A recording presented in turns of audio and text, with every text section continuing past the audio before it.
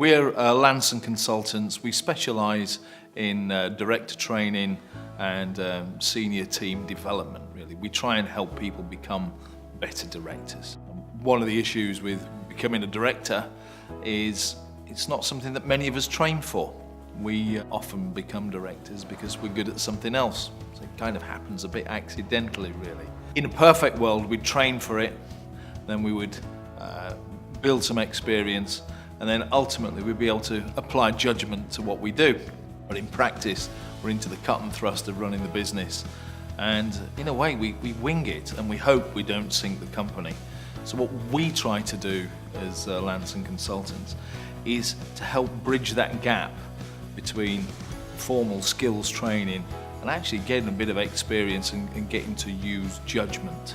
We do that by taking teams and individuals and immersing them into an environment where they can try things out without sinking the company. And the environment is failure tolerant, and nobody dies if things go wrong.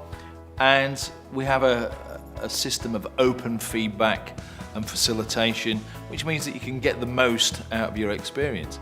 And it lets you try things out, perhaps try a style that you couldn't necessarily do before.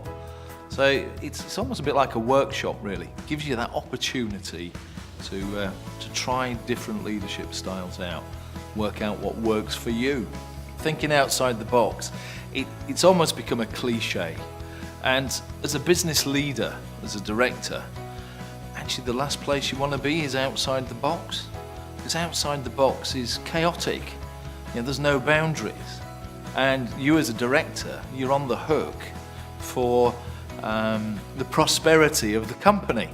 And so working with no boundaries at all is actually quite a dangerous place to be.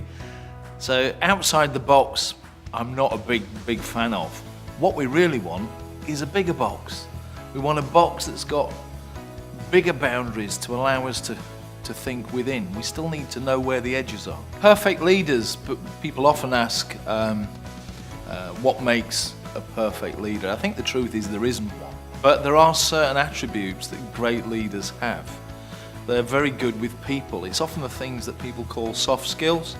So these are things like empathy, emotional intelligence. They're driven, they're passionate. Some people say honesty and integrity is key. It doesn't necessarily make you a great leader. There's been some great leaders, some very dodgy organisations that have managed to drive those organisations forward. But they do have time for their people. They listen, they're persistent, they're driven. But soft skills doesn't really capture it. If anything, they're some of the hardest things to learn because it deals with people, and people are inherently tricky.